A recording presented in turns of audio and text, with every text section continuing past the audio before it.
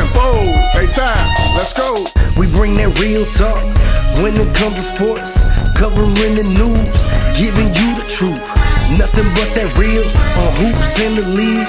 All things NFL, we don't miss a thing. Coach Jimmy with the coverage, we loving it all day. Picking up the news, tell us wherever the ball lay. With the NFL, NBA, they box so. Sports news in the hands of a man with fair takes. Tell them, coach, statistics and realness that's being spoke. Either headed for the win or they hitting the goalposts. Either way, we woke up to the news of the day. Any kid he could call it, he like to talk it out with Ray. Fast breaks down the lane, they better move out the way, or they pulling from perimeter. Curry, bury the trade, yeah, they got it. Woo! Duval with the hottest, Chris and Dev like the master, and mix it up like it's Logic being modest. They been looking for that real, trying to get it feel. Sports podcast, they run it back on the real. That's a steal, yeah. They never sick, but they ill. Real sports talk going, deliver, signed and sealed. We bring that real talk when it comes to sports, covering the news, giving you the truth. Nothing but that real on hoops in the league. All things NFL, we don't miss a thing.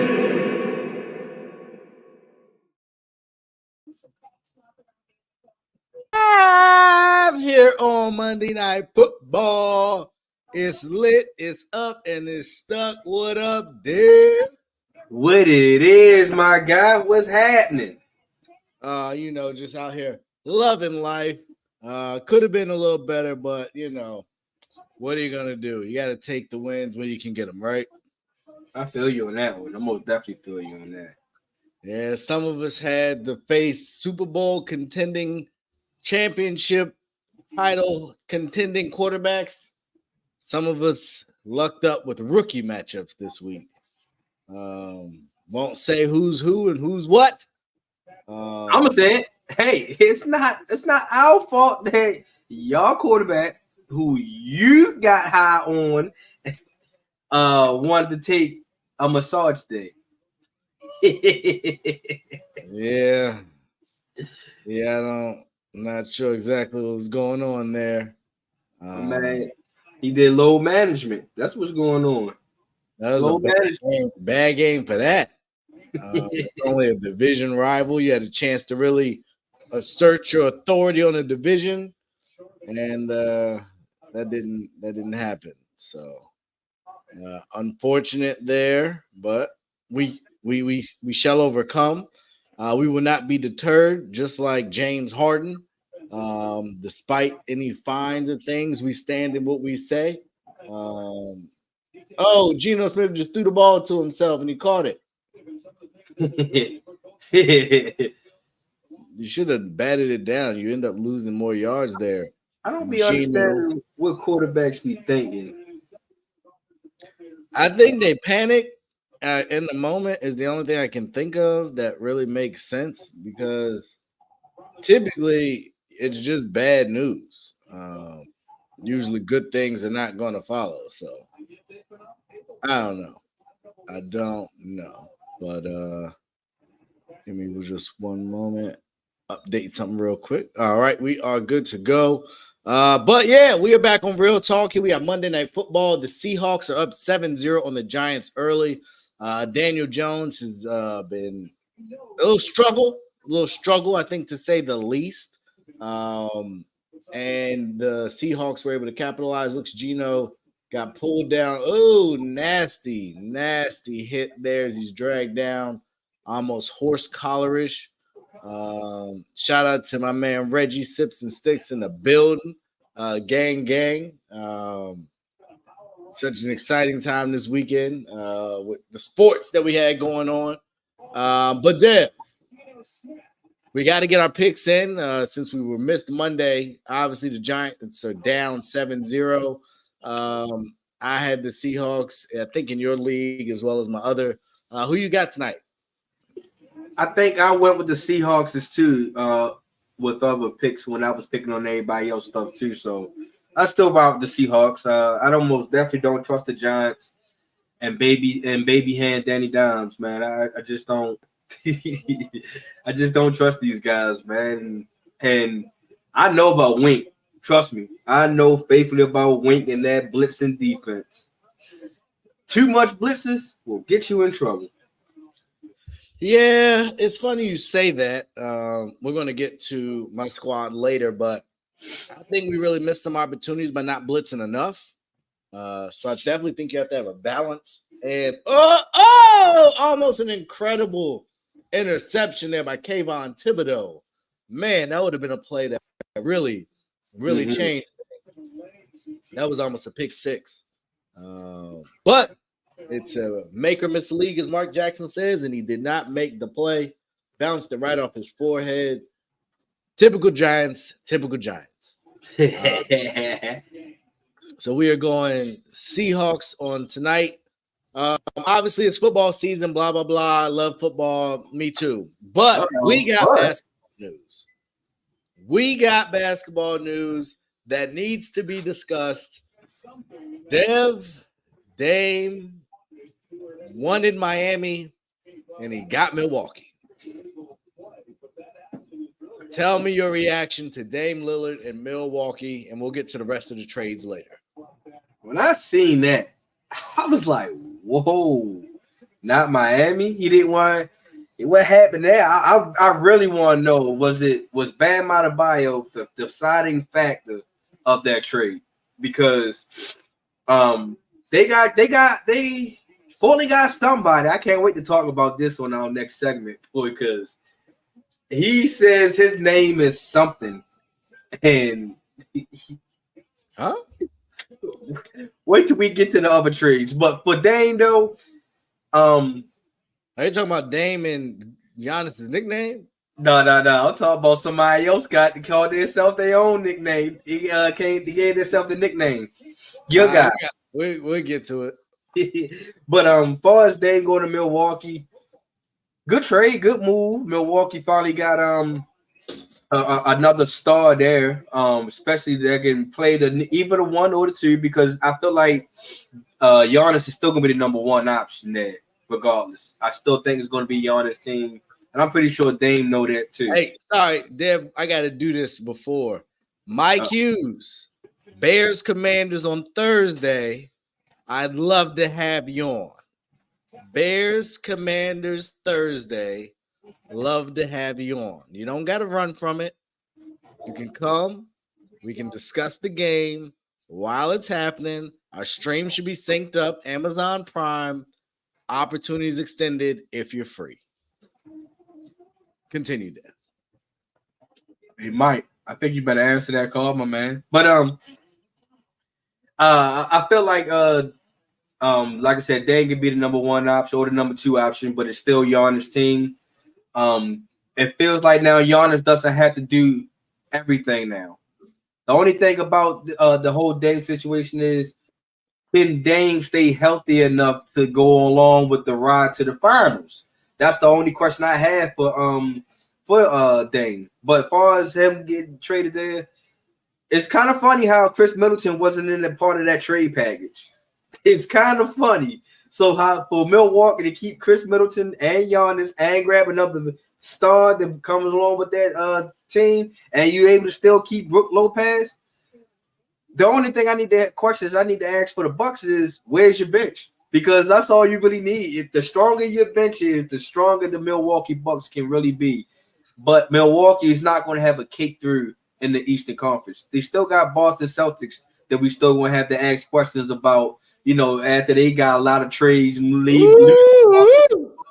You know, we still got I guess he's called himself Emu now. Jimmy Butler called himself this name because he got this hairstyle. I don't know what is he doing. He just loves drawing attention when it's the beginning of media season. But Miami's still the contenders. Whether that team got depleted or not, we didn't believe in Miami last year. I wouldn't be surprised if Miami can still dogfight their way to the finals, as long as they know how to, you know, if they keep the same recipe they did last year. But it's very interesting. I can't wait to see how the Milwaukee Bucks turn out. How, you know, teams are they going to target the Bucks, or they just going to go just ride the coast and say, hey, we'll meet you at the finals? So it's very interesting. Yeah. Hold on. We might have an additional person just to send out a link real quick. Give me 2 seconds while I send that over. But yeah, no, I definitely agree. But I think, and this could be the gambler in me that's lost a bunch of bets thanks to Chris Middleton. I have advised my fellow men on this show to not bet on Chris Middleton. He will let you down when you need him the most. And I think Portland was smart for this. I think the better trade for Milwaukee was to keep Jrue Holiday, because Dame can't defend. And you need somebody that can defend premier point guards, unless you're going to put that on Giannis, which now that he'll have some offensive help, he'll be able to save himself defensively, maybe. But I think they would have been much better off getting rid of Middleton, because you can replace Middleton's offense with Lillard. Mm-hmm. But you can't replace Holiday's defense with Lillard. Right. So, and Middleton's not that great of a defender at this point in his career. We don't even really know what he is at this point, because he's been shaky really the last 2 years in and out of the lineup. Mm-hmm. So, no, I definitely don't think it's a cakewalk by any stretch. But I also don't want to hear no excuses from the likes of you, Coach Kenny, or anybody else. If Dame Lillard doesn't get it done, no excuses. I'm sick of y'all and y'all excuses. Whoever those people are that keep shoving Dame down my throat, pause. Like, he got to show me. Tyler Hero seems motivated. Jimmy Butler seems motivated. So Miami's still there. We don't know what the heck's happening with Chris's Sixers. I invited him on the show to get some inside knowledge, but you already know what happened when Chris hear about the Philadelphia topics. He get the Mike Vicken when he was in Philly. I mean, running. He's a runner. He's a track star. He does not know what is coming, and this was the time to gloat. But I don't want to hear no trash neither from none in the NFC East. Not a near one of y'all better play any kind of disrespect on the Washington Commanders. We'll get there in a minute. But yeah, good for Dame. Pressure's on though. No more excuses. Pressure is most definitely on, man. He's now on number one. He's out the West. He's no longer in that guard heavy West. You know what I mean? You kind of got out of there. You went to an East where, I hate to say it, that you don't have to be 500 to make the playoffs over East. So he's really kind of running out of excuses now. So if the Bucks, they got a good head coach in Adrian Griffin, they got a future Hall of Famer in Giannis. So it's really no excuses. It's just all about staying healthy. Can Dame play over 50 games this year? That's going to be my only question I got for Dame this year. Yeah, I think all of them, to a certain extent, it's an old team. And to your point, they depleted a lot of their depth. Malcolm Brogdon's now gone. I think Pat Connaughton's still there, but I know they traded Grayson Allen earlier. Like, they've lost some depth. So Bobby Portis, big minutes, buddy. Big minutes, Bobby Portis. And so health is going to be really important. And because of the timing of this, a lot of those veteran free agents have already signed. So kind of your premier, roster filling veterans you would go get, they've already signed places outside of, maybe Dwight or somebody like that. So, yeah, I'm not immediately sold on Miami. We'll get to, actually, I think we can get there right now. Yeah. So the other side of that trade saw Portland trade Jrue Holiday. to the Boston Celtics. So you go from Marcus Smart to who'd they bring back in that trade? They didn't bring a point guard back in the Marcus Smart trade? Brogdon was going to be in line to be the starter? Probably so. They didn't bring no guard back over. It was just So who's their backup point guard now? Derek White? Yeah. So Derek White with Jrue Holiday, Jason Tatum, and Jaylen Brown. That's a form. But they now no more Williams. Robert Williams is gone. So yeah, they did lose a big man. Where did he go at? He is now in Portland. He'll be in Portland with 8. Portland got 2 big men. They got 2 big men out of this trade. Smart of them. That was smart of them. Okay, all right. I'm starting like the Portland trade even more now. The backcourt is set. They've been clear. So they got Jeremy Grant. So between Lillard, Simons, Grant, Ayton, they ain't bad. Well, you know, they ain't got Lillard no more. So it's what? It's it's Henderson, not Lillard. Henderson, my bad. Yeah, and Shady Sharp, right? Sharp's there too. So Portland, yay. I ain't giving them. I'm giving them play in. I'm gonna go ahead and say it. They play in this, but I ain't giving them playoffs yet. They too young. Too young. I mean, when you look at it, it's just tough because the West is so deep. Paul. Yeah, because what if Zion come back and looking the way he's looking, he's coming back healthy. The Pelicans was my strong 9th and 10th team. It's like Portland's coming up right behind them now. And let's not forget, I picked Houston to be the best team in Texas. So if Houston improves, San Antonio gonna be the loser. Portland, I think they got better. Is Utah gonna get worse? Dallas? Somebody got to get worse here. I can see Utah taking a step back. Okay. They weren't even a playoff team last year. But I don't really see Utah progressed anyway. I don't think the lineup I don't think they did much in this offseason to improve their lineup.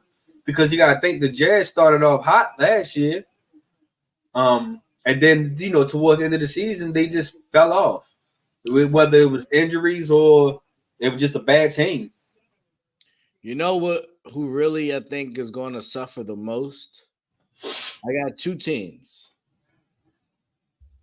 Memphis having to be without Ja for as long as I think he's out 25 games. Yeah.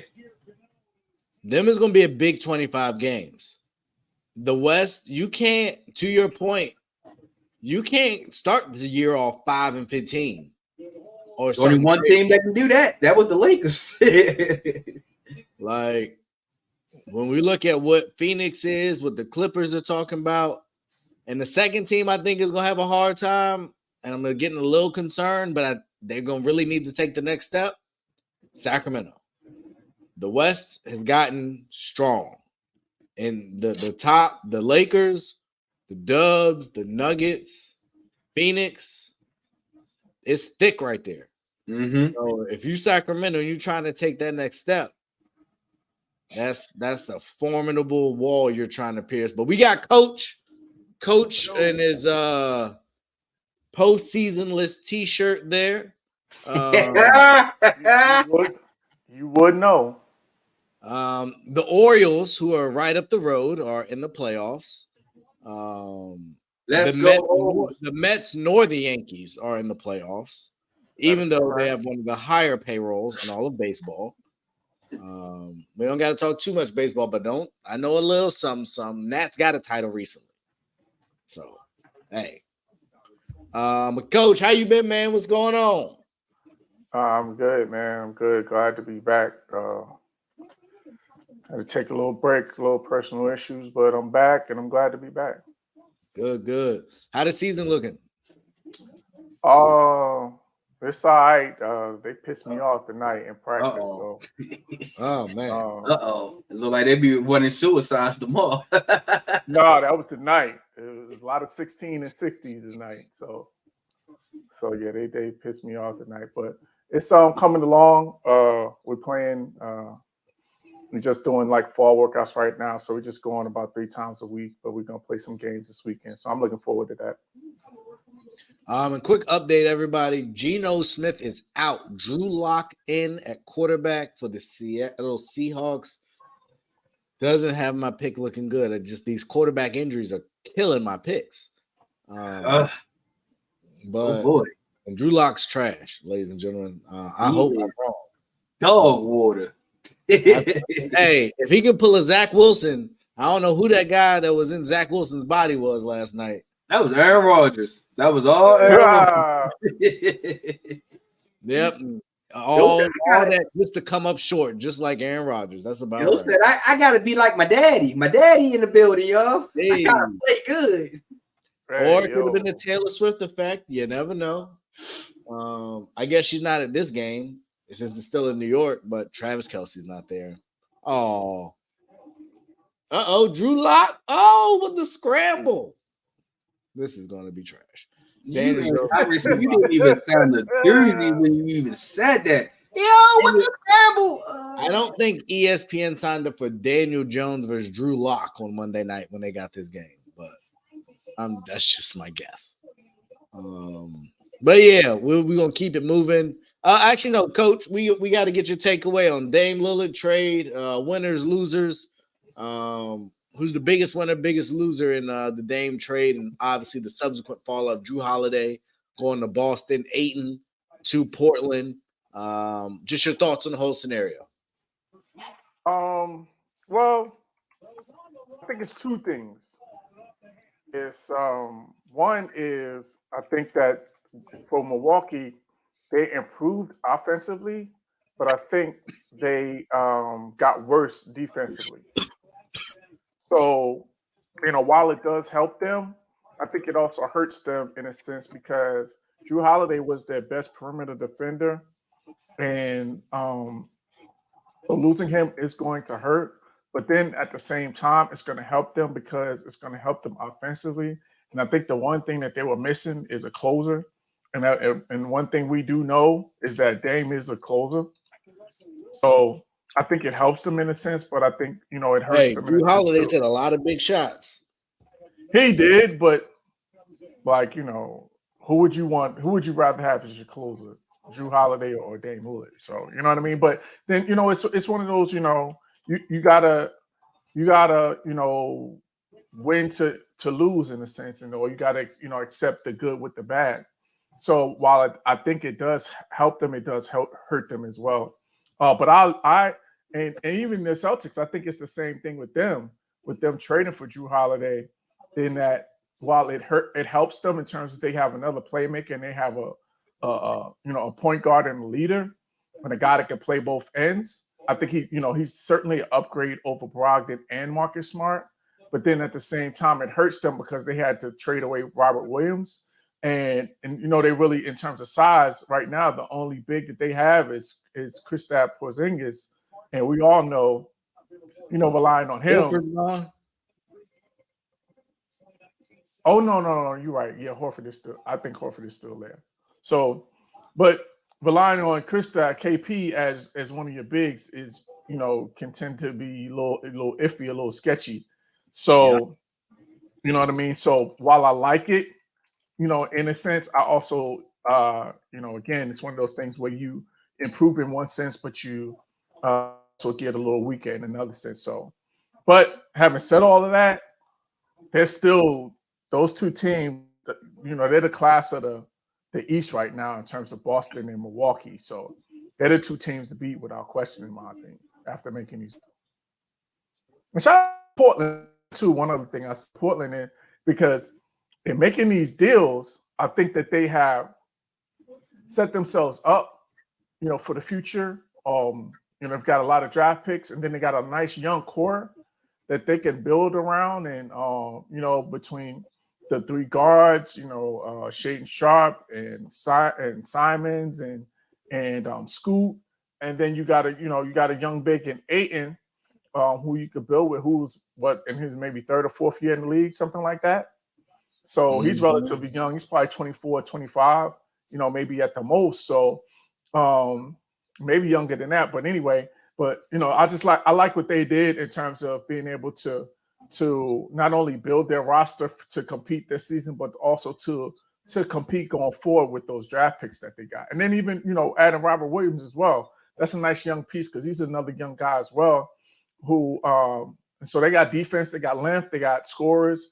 So I think that they put themselves in position to be really good for the foreseeable future. But having said that, I still don't think they're a contender just yet. They still got some more ways to go. But I like what they did, and I like how they look after making these moves. Okay. Love to hear it.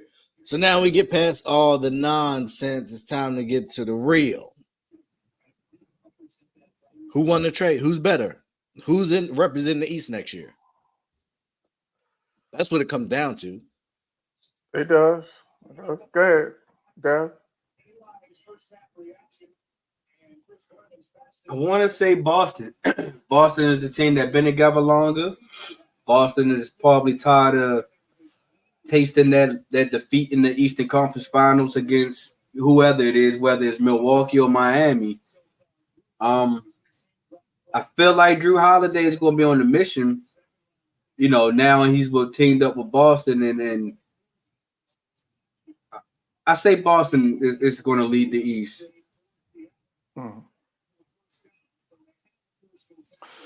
Yeah, I'm torn because, having said all of that about Milwaukee losing, taking a step back defensively, I still, man, with that's a lethal big three in terms of Middleton and Dame and Giannis. So and they still, they have some length inside and guys that can defend in terms of Giannis and Brook Lopez. So they have, length on the back line to be able to cover maybe for some of Dame's defensive deficiencies. So I'm torn right now between Boston and Milwaukee. And I'm just going to say Milwaukee because, again, I think with the Celtics, while they did, improve themselves on the perimeter, I think that front line took a hit trading Robert Williams because to me, Horford is washed.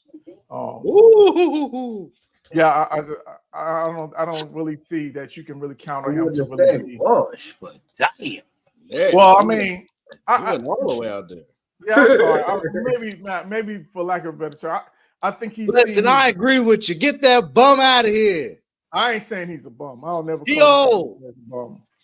But I think he's seen it. He's past. You gotta rely on him. You in trouble. Yeah, he's past his prime. Let's say that. So expecting him to be 18-10 guy, I think is not realistic, and I think that's what they would potentially need from him. So I'm going to pick Milwaukee. Love to hear it. And you're both wrong. This is it. Jason Tatum, put up or shut up. Fair. That's it. This is about legacy. This is about dynasty. If Milwaukee loses, they probably lose Giannis. If Boston loses, boy, that's going to be expensive to just pay Jason Tatum right on the heels of Jaylen Brown. And you got Al Horford still sitting there. And you're going to Jrue Holiday and his money sitting there. Boy, oh boy, Boston will have some decisions to make. So for me, this is critical. Got to get it right. No more excuses. I said it. For you, Coach Kenny, and all you other Dame Lillard apologists, Nobody never been no apologist for no Dame. No excuses. You got the best help you could ever imagine in a relatively weak conference. There's two teams in that conference now. Miami's barely in the game. I don't know about that. I think Miami's still a good team. I wouldn't go that far. They lost some key people. They lost Matt. Lost a lot. They lost Strauss. They lost Gabe Vincent. I'm not saying they didn't. They did. I'm just saying I wouldn't say that they're uh, I wouldn't. They're on that second tier. Let's just say it that way. That's all I'm saying. I ain't say they missing the play. Okay. Okay, I'm gotcha. just saying there's two teams that's really different. I put Miami and New York in that same tier. Maybe Philly if they figure out Yeah, what's yeah, yeah. going on with them. That's fair.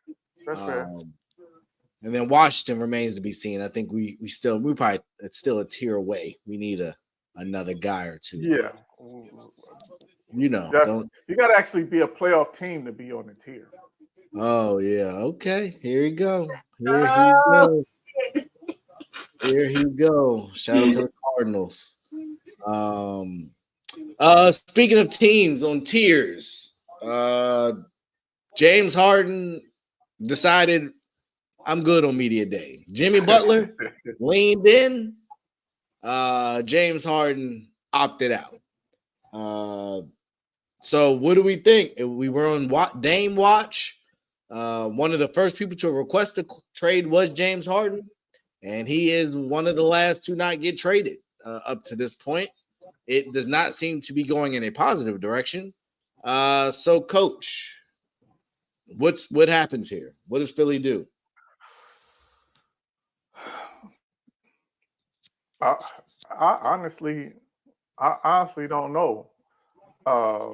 To me, the writing is on the wall. Like to try to, you're almost bumping your head up against a wall to try to get Harden back. Like it's like where you're cutting off your nose to spite your face because he clearly doesn't want to be there. And we've seen how he gets down when he doesn't want to be in places. So like to have him, he might come in a fat suit. You never know. How. You know what I mean? You never know what version of James Harden you're going to get when he's disgruntled. So, I just think that they're going to have to move him, and the clock is ticking. I think it's all it's about a Ben Simmons situation all over again, where you got a guy that doesn't want to be here, and at some point you just got to cut your losses and move on. So I read something today where he's told them or that he only wants to go to the Clippers, and I guess the Clippers haven't. I guess the asking price that they've been asking for is too high. Which I could understand. Like you're in no position. If you're the Sixers, you're not dealing from a position of strength. So if you think you're going to get a haul for James Harden, like you're sadly mistaken. So I just think that it's bad. It's bad news, and I feel bad for Joel Embiid because he's the one that has that suffers the most out of this because he's one that he's been on record and he said that he wants to win a championship. And so when you got all of this, all these situations going on and all this drama, man, it's not a good look. And then the last thing I'll say is, you talked about no more excuses for Dame Lillard. It's no more excuses for Daryl Morey. Like I'm tired of this. I'm tired of this guy not getting, or tired of this guy getting a pass. Like he's won nothing. Like no team that he's run has ever went to an NBA Finals. Like he's never won a championship. Like all his teams do is just win and fizzle out in the playoffs. And so like the fact that he keeps on getting these opportunities to run these organizations, like I'm not understanding it. And this is another indictment on him because you basically hitched your wagon to James Harden. Once you made that deal and made it seem like that everything was going to be all roses and everything was going to be peaches and creams and all of that good stuff, and it hasn't worked out at all. And so I think the only thing that you did, the only consolation is that Ben Simmons has been worse. That's really his only saving grace is that Ben Simmons has been worse than James Harden because if Ben Simmons turns out and starts balling this year, and from the reports, and who knows what that means, but from the reports, he's supposed to be healthy going into this season. So if he returns back to his all-star form, and then you wind up shipping out James Harden, and you got nothing to show, you basically got this is what you have to show for it. like that's another indictment on Morey. So I'm out on him too. So I want to see him get some smoke, and I want to see him, take some hits because he's just been overrated. Ooh, Kenny coming in hot. Daryl Morey is a bum and a liar. I ain't say all that. That's James Harden. That was like a mashup. Daniel Jones almost threw a pick six. The man's just not good. Oh, and did y'all do picks? I got Seattle. Yeah, I got Seattle. I think we all figured as much. But interesting time. Let's get to the games. And we're not, just so we're clear, nobody thinks Jimmy Butler's going to play with his hair like this once the season starts, right? I didn't even touch that. Just like last year, it'll be gone before tip-off. Yeah. I think I guess this is going to be a new tradition for him where he comes to media day looking crazy. Yeah. So congratulations, Jimmy, but it's a lot. Let's get right into it. Like single stepmother. That's what he looked like. Last year he was Future from 8 Mile. Now who is he? Now he's an auntie this year. Yeah, he an auntie. Emo auntie with that silk press or whatever it's called. That's exactly what that is. Hey, you know who he looked like? He looked like Snoop Dogg and Baby Boy. What was his name? Rodney. I just watched that. What was that when that was on? I was at my cigar bar. And, I don't care about your little fort, you scrub. That was the first thing that popped in my head. Once you said it was Rodney. You just gonna do this in front of my son?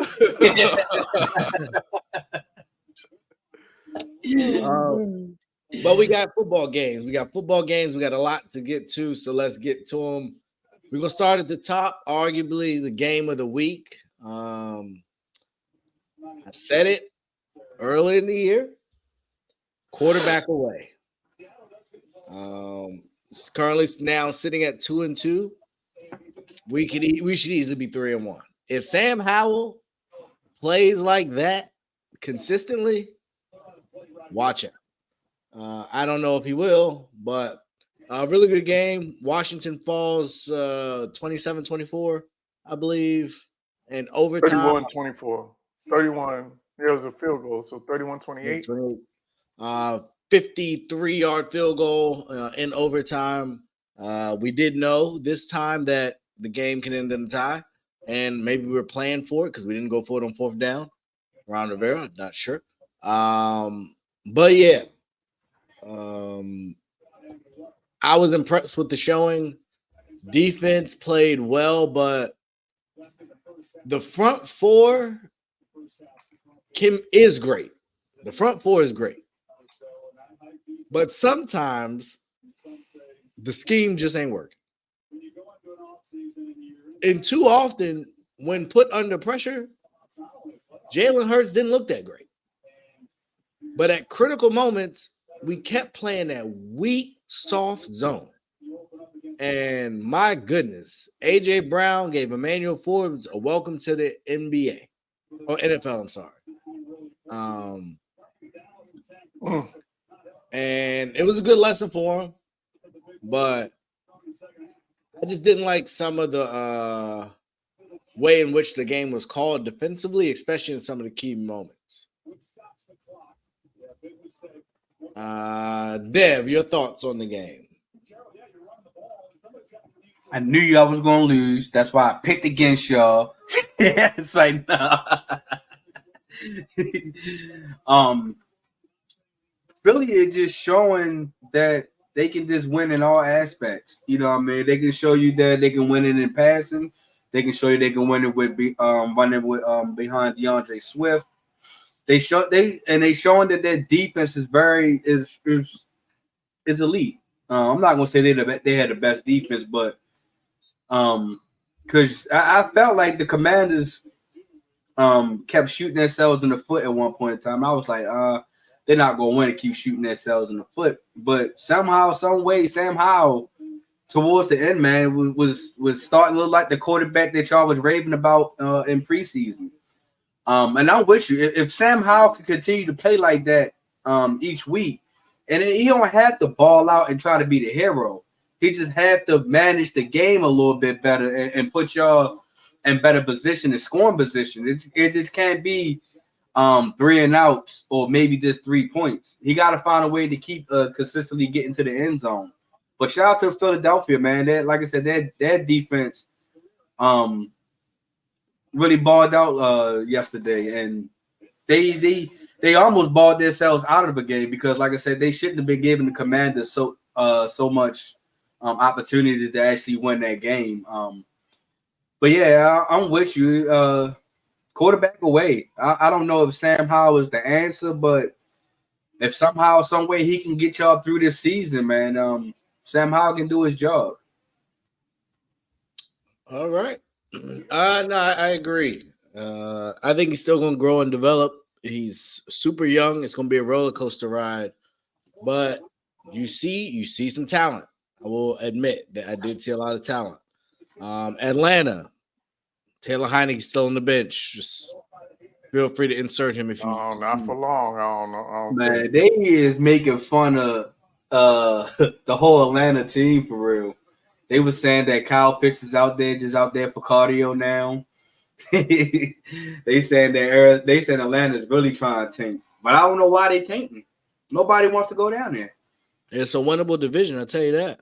Oh, that's for sure. Don't look now. Don't look now. Oh, shake and bake is baking. Shake and bake, making it do what it do. He even had Mike Evans cooking Marshawn Lattimore. Ain't never seen that. So, hey, might be time to revisit and put some respect on the Buccaneers name, man. I might have underestimated my guy. I thought with Matt Stafford hurt, it'd have been great to see him in LA. I still would have liked him in LA, but more power to Baker. God bless him. Coach, your thoughts? Eagles, Commanders, takeaways as a division rival. Yeah, I think I agree with you that if you're a Commanders fan, that you should be encouraged. Of course, there's no what do you call those wins? I forgot the term for them. More victories. More victories. There you go. There's no more victories, but you still should be encouraged. Coming out of that game. And I think the other thing that we need to talk about is it's time for the NFL to start putting some respect on Eric Bieniemy's name, because we're seeing that clearly that he is ready to he has his own skill set in terms of an offensive play caller, and that that whole thing of being in Andy Reid's shadow, it was legitimate. And now that he's got an opportunity to run his own team, we're seeing him, turn Sam Howell into someone who may be considered to be a starting quarterback. So I hope that this is going to be the last season that he has to be an assistant coach or has to be an offensive coordinator, and that he finally gets his opportunity to be the head coach that he should be. So I think for me, that's the biggest thing. The other thing is if you're Eagles fans, I wish Chris was on because I would love to hear his perspective.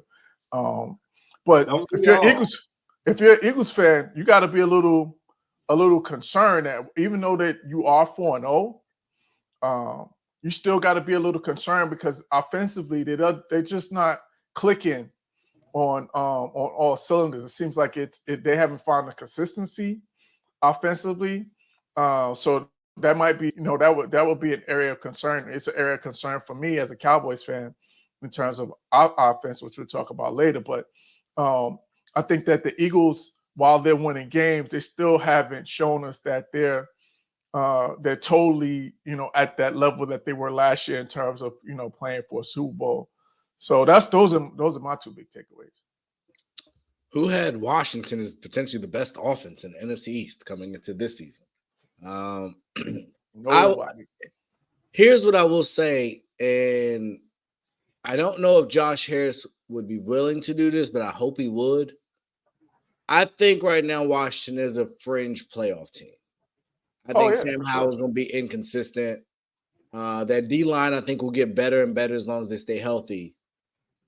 But I think it's evident by all the reports that we've seen, the engine on that team is Eric Bieniemy.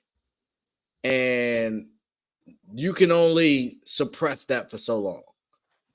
And so I'm optimistic that outside of a deep playoff run, they'll kick Ron Rivera upstairs or send him on his way. But I believe this should be the last year that Ron Rivera is the head coach of the Washington Commanders, barring a significant playoff run, at which point would make it impossible to move off of him. And with that being said, I also don't know. Bieniemy's been like praiseworthy, but when you start to look at the rosters, if I'm looking at the standings and I got Chicago's trash, you gonna let Justin Fields just walk? Like, I would take Justin Fields in the Eric Bieniemy offense happily. 2 seconds. And I just go ahead. I was going to real quick. No, I was just going to say, sorry for interrupting. I wonder if Justin Fields is ready to get out of Chicago, because that place just looks like it's just like, where quarterbacks go to die. I think that's a fair assessment. I think that that partnership may have run its course. I think if you look at, I'm just trying to look at the league really quickly. Carolina, rookie quarterback. Denver would draft the quarterback for sure. Cincinnati would not. Arizona Probably not. I think they're still committed to Kyler. And then now we're looking at Vegas, who they just committed to Jimmy. You think they draft? They would. Yeah, because it was only what, a 2-year deal or a 3-year deal? Wasn't that long of a deal? We'll see how it plays out. But a lot of these teams got young quarterbacks or established quarterbacks, or they just paid their quarterbacks. And then even the teams like Minnesota. So that means, well, we don't want Kirk Cousins back, but he's they definitely going to draft a quarterback because he's going to be a free agent. So they would definitely draft a quarterback. So that's 3 spots right there. Well, I mean, that's a spot for sure. So Minnesota, Oakland, and probably Denver. Those are 3. It'll get interesting very quickly. But did y'all see the Caleb Williams report? Mm-mm. Oh, that he might stay in the draft, might go back to school depending on where he's drafted. Yeah, I did see that. I was just reading. He said he can make more money on NIL deals than on his rookie contract by staying. So he has like a list of 5 teams. The Cowboys is on there, San Fran. So none of the teams that was on his list, I think, would be anywhere close to being able to draft him. But I guess he can put it out into existence and see if it comes back. Yeah, he out here manifesting. Huh? Yeah, for sure. Let me see what else we got for our people. All right, we good on that game. On to what many, I think, thought would be the game of the week that was a little underwhelming. Buffalo, following the 70-point explosion by Miami, I think we all expected them to fall off from that pace, but yikes. Tough loss on the road.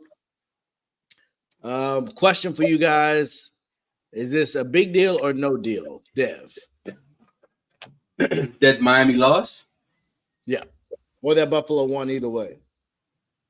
I think it's a big deal so far, because the Dolphins was, at first the Jets was the number 1 team out the AFC East because the Aaron Rodgers and Dalvin Cook had got on that team, and everybody was like, yeah, they riding with the Jets. Then they was like, it was a toss-up between the Bills and the Dolphins being number 2. So now that the Bills coming in after the Dolphins had embarrassed the Broncos, like they embarrassed them. 70. The Dolphins have an opportunity to actually punch him in the mouth, shut him up for a couple of weeks, and to take over, to try to take over that division.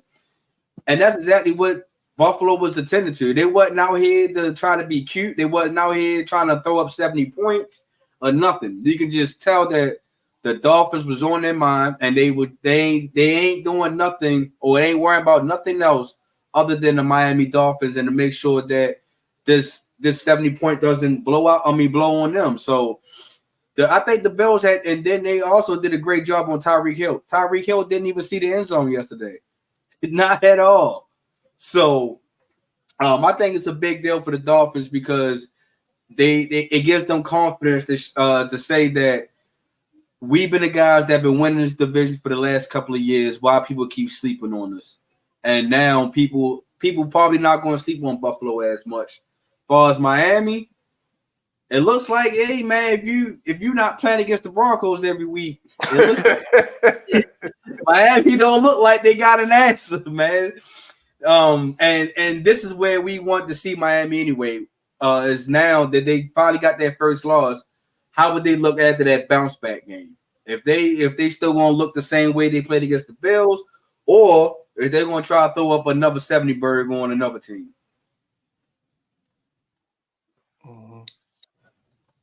Yeah. I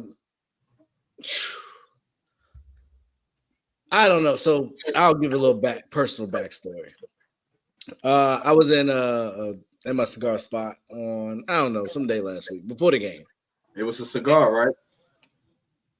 You know how y'all DC is, it's legal there. Don't do that. Don't do that. And I live in Virginia. I think it's legal here too, though. I'm pretty sure. But yeah, so I stood on it, jumped out the window and said, think Tua might be a better quarterback than Josh Allen. Obviously, they were supposed to play this week. And I don't look good. Not going to lie. Don't look great. But I don't think Buffalo's that good, and I don't think Miami's that bad. Somewhere in the middle, I think Miami needs to figure out what they're doing with their running backs because they got two really good ones. Yeah. And it's not, I don't know if there's enough balls to go around. It's like that's four bona fide playmakers. So good problem to have, though. That's for sure. It can, as long as you have a plan. And I didn't see a plan. Obviously, Waddle wasn't super active.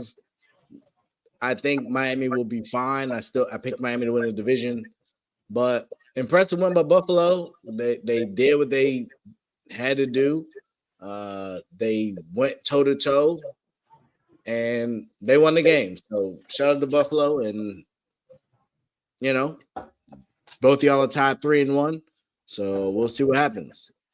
Dev, your thoughts? I just gave my thoughts. I thought Kenny went first. Yeah, no, I was Dev. Yeah, so for me, I think the Dolphins were due for a letdown. I think while this was a division game, it's not the ideal time for a letdown, but their offense had been playing at such a high level coming into this game. They were due for a game where they weren't as prolific. So I just think Buffalo kind of caught them at the right time, but then also on the Buffalo side, I think it was really important for them to make this statement in terms of, to Dell's point, to make to let everybody know in the division that we're still the team. We still here, and all the talk of us not being a team to be in the division is premature. So I think it was important for them to make that statement, and also, especially coming off of losing that week 1 game versus the Jets, where they really had no business losing that game. You don't want to lose. You don't want to lose your first 2 games in the division because I don't think they haven't played New England yet, right? No. Yeah. So you don't want to start off the division 0-2. So I think this was really important for for Buffalo. So but having said that, while this was a really good win for them losing their cornerback, they said it sounds like it's an Achilles. They said it's pretty much Tre'Davious White.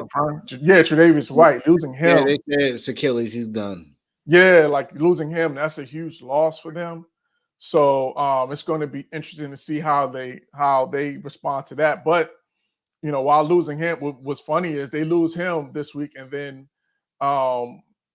And then at the end, I can't think of his name now. His name just slips from my mind. Von Miller. Von Miller, thank you.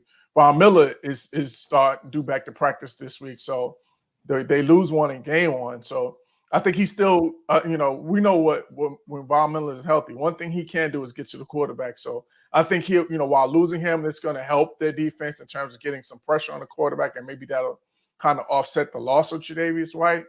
But I think this was important. This was more important for the Bills than it was for the Dolphins. And I just think that the Dolphins were due for a letdown. Okay. Yeah, I definitely, like I said, I think we all agree they weren't going to do it again. So a letdown. They fell a little farther, and the key, I think, for me is what are they doing late November, early December?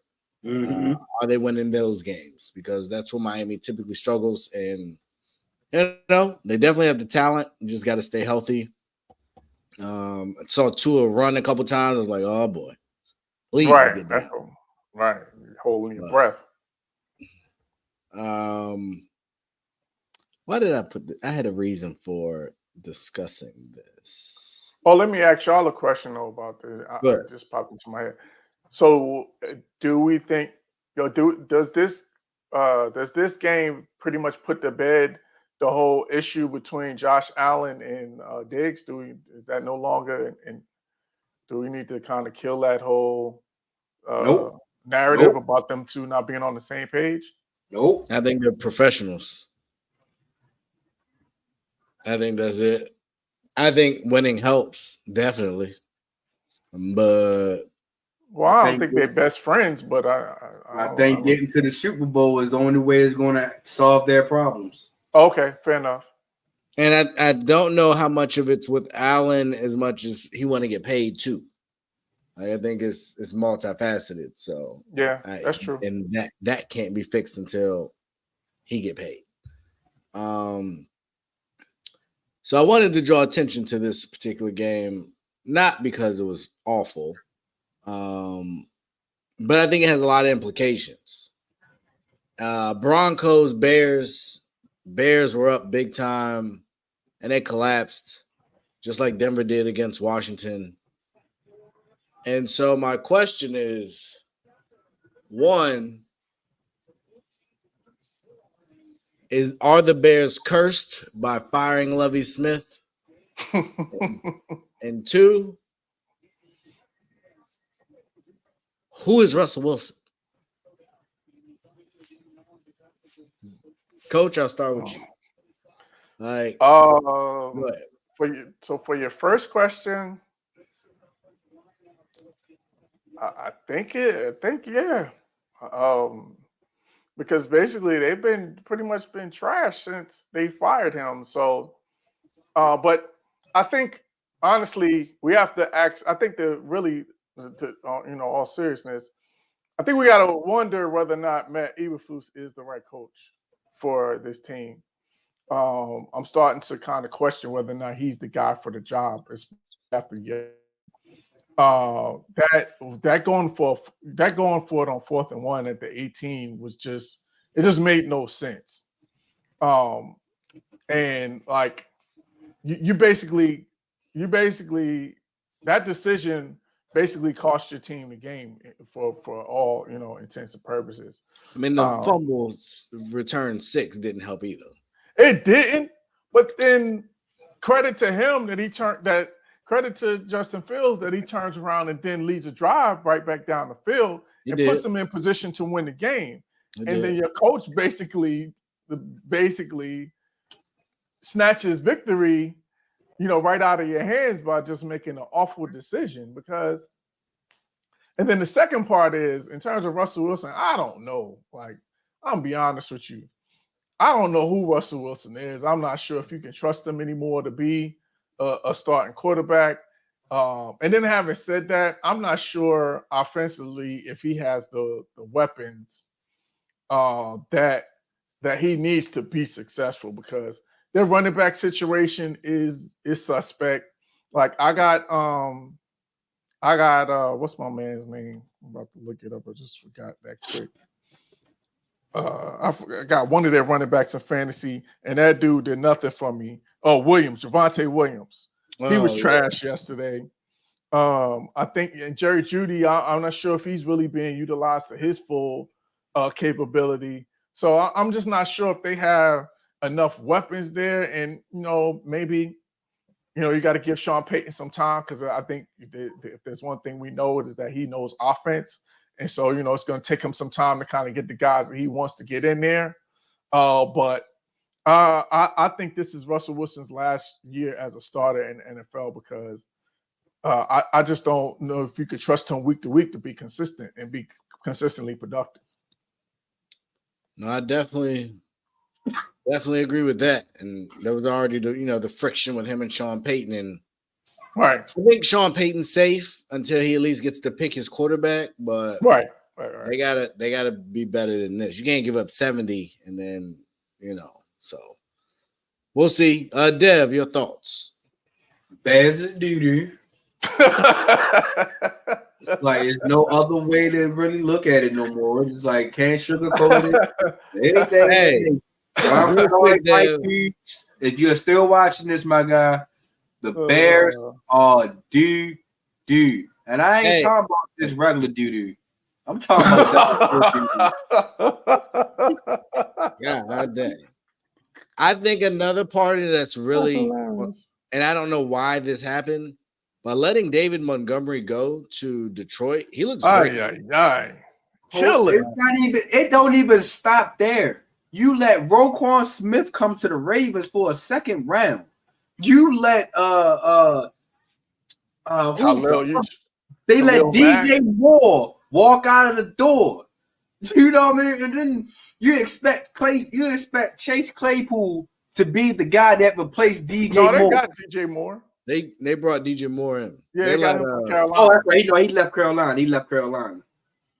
But still, you bring in key pieces. That was a mess. But you let go some good key pieces also. Yep. So, like, what's the point in bringing in key pieces if you letting go some good key pieces? David Montgomery and Roquan Smith, they are good key pieces. Absolutely. They are starting to work out. As you can see, Roquan Smith is working out for the Ravens. As you can clearly see, David Montgomery starting to look good for the Lions. Looking real good. And in the Lions, everybody was having backlash for letting Jamal Williams and Swift go. But it seemed like the Detroit Lions knew what they was doing. So it seems like one team in the NFC North knows what they was doing and what they were trying to build for. But as far as the Bears, man, I have no answers for them. I don't know what they're doing. I don't know I don't think tanking for a quarterback is going to do you any good, because you have a good quarterback and everybody can kind of agree that Justin Fields is not garbage. He's not Sam Darnold a couple of years ago, anything in that nature. It's just that Chicago don't have no good pieces for Justin Fields to flourish in. Anytime we see Justin Fields is having big explosive plays is when he takes matters into his own hands. Is when he down fighting for his life. So the Bears are doo-doo. They got what they deserved yesterday. As far as the Denver Broncos, Russell Wilson, you almost doo-doo.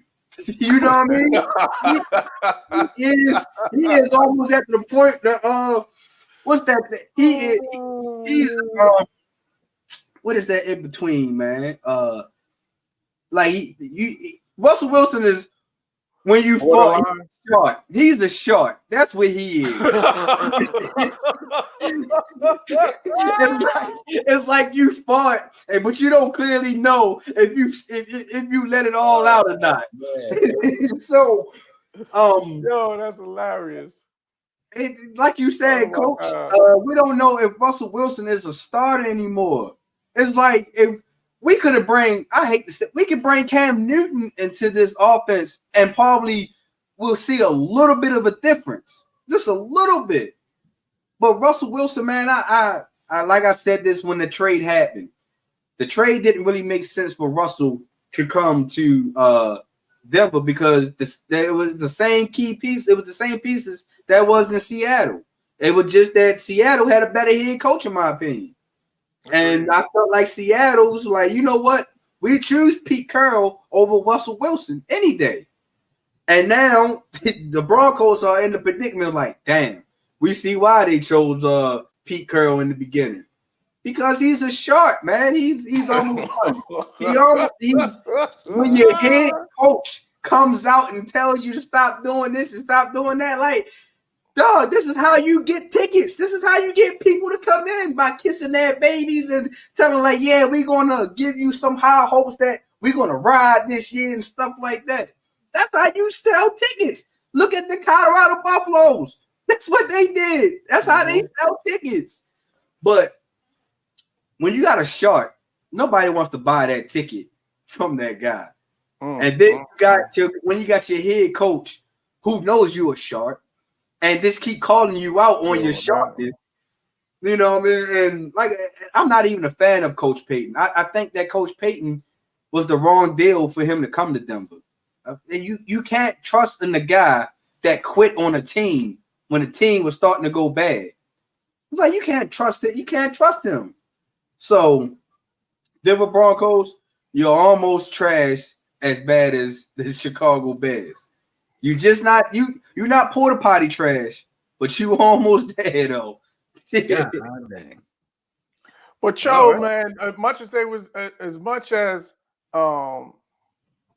Sean Payton was talking about last year and how bad they were coached, like, bro, you looking a little shaky too, because you lucky to have one win right now. So like, and your team just come off a put and getting 70 put on them. Nathaniel Hackett ain't get 70 put on them last year. That's what I'm saying. For all that talking that you was doing, my guy, you looking real shaky yourself. So you might want to take a look in the mirror. Nah, he know who he is. He ain't got to look in the mirror. He's the same quitter that quit on New Orleans. He's the same person. God dang. Sean Payton has gotten underneath my skin. I'm tired of talking about him. I'm tired of everybody keep putting him in this tier of top head coaches and stuff like that. My man got one Super Bowl win. Just one. And after Drew Brees left, and once Drew Brees' career starting to, I'm not going to say he had a downfall. It was injuries that really killed Drew Brees. Start slowing down. Sean Payton hasn't been good since. Sean Payton and Bill Belichick should be the topic of our next segment on Thursday. All these guys deserve to be in the Hall of Fame now. Oh no, I'm not going that far. Not too long ago, I asked who deserves more credit, and I tried to tell y'all it was Tom Brady. But yeah, they look bad. They do look bad. Quick update, or I don't know if you call it breaking news.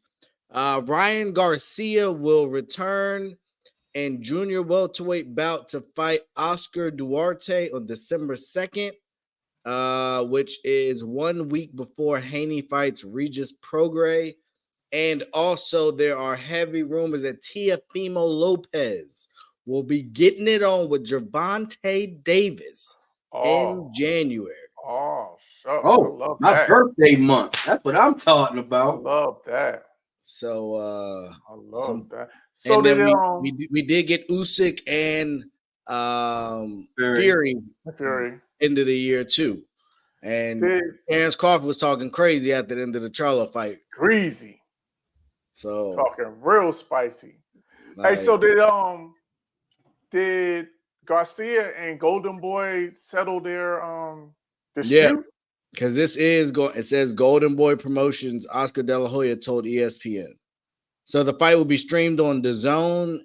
It's on DAZN pay-per-view. So whatever they got, he's stuck in it. I know they went to they went to arbitration. Yeah, with Derek James. And then you see Oscar. I don't know if y'all. I sent y'all that little video clip of Oscar on the Breakfast Club that one time, man. And I don't know if y'all had a chance to watch that interview. Yeah, I watched his interview. Watch him. That man was shaky. He couldn't answer questions in a full answer. He would start off answering the question, and then he would try to sprinkle another story into that same. Like, nah, Doug, answer the question. Yes or no? Did you try to rob Garcia or not? Yeah. It's funny. The Breakfast Club asked people, did they rob people? Go Oh Fizzle. wow. Hey yo. Hold up. I'm The not referee even. around somebody or something? Nah, he's talking about DJ Envy. I know exactly what he's talking about. Hey, Oh, you gotta tell me on the off scene then. yeah, I got. it's Yeah, nasty. well, It sound pretty bad. I ain't gonna lie. Oh, Kenny, you missed out joke too, Kenny. Maybe we gotta add Kenny on to our joke, right? Oh boy.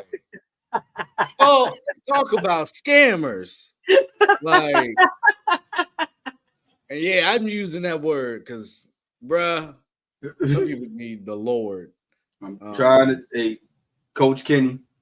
All I'm gonna say is just check your inbox later in life, man. Hey man, it's okay.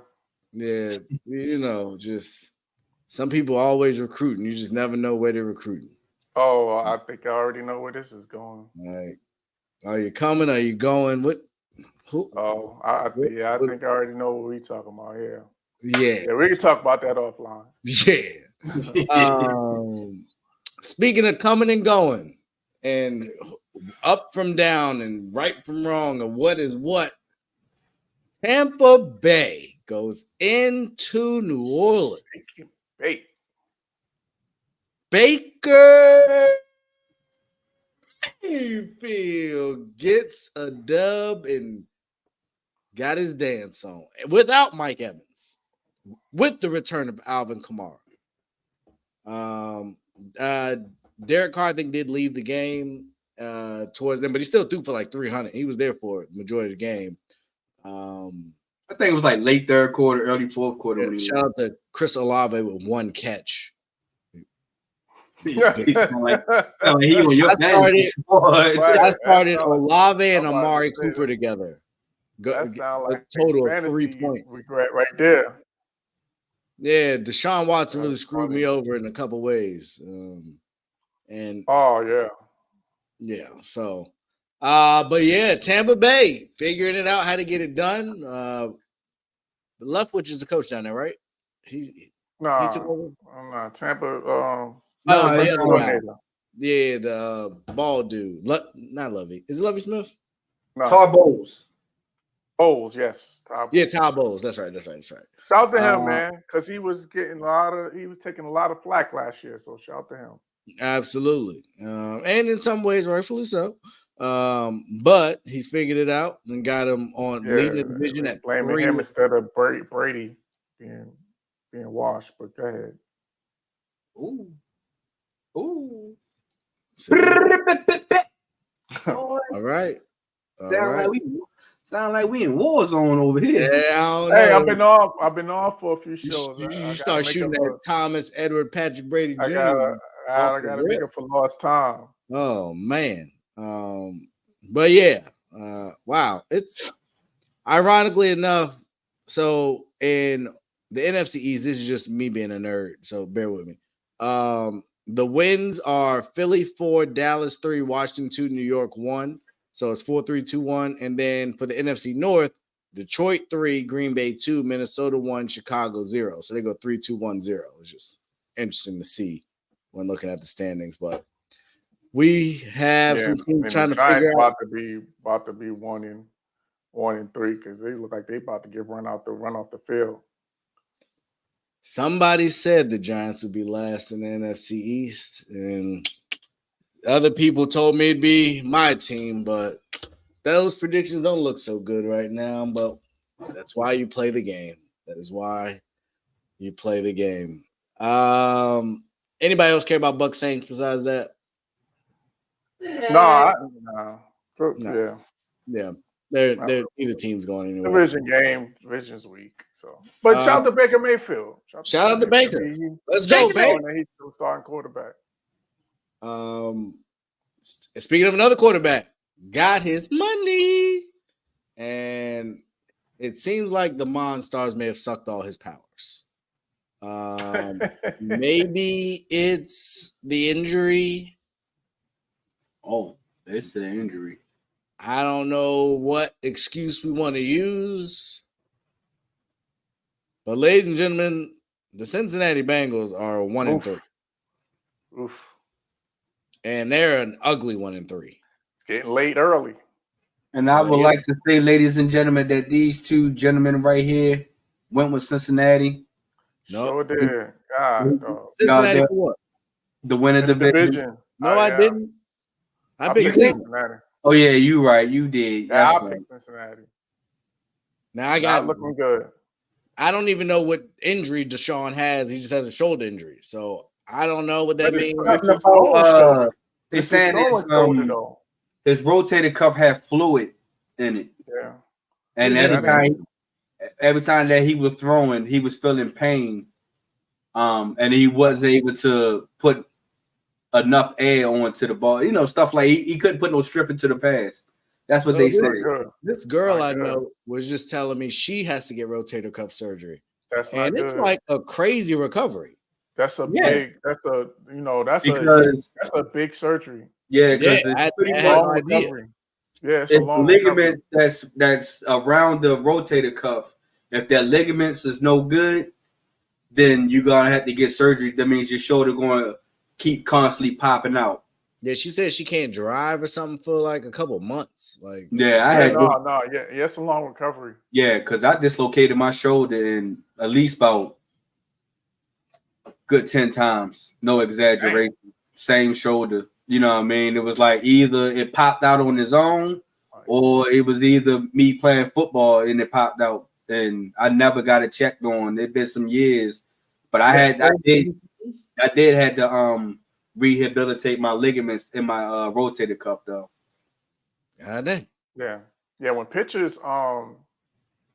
get that rotator cuff surgery, they're out for almost. It's that's Almost like 10, 2 11 months. years. Yeah, it's almost like 2 years for them to come back. Yeah. So that's serious. So that's scary. And the fact that it's on his throwing shoulder, that makes it even more scary. Like it would be one thing if it was his his non-throwing shoulder, but the fact that it's his throwing shoulder, that's really scary. But even look at all Derek that money. because Derek Carr is dealing with a on his non-throwing shoulder, and he didn't even last long. Yeah. In the game. So yeah, it's tricky. It's most definitely tricky. So I'm going to take a crazy right here. This is a discussion I've heard a lot about, mainly, even Jordan and the amount of games he played in load management.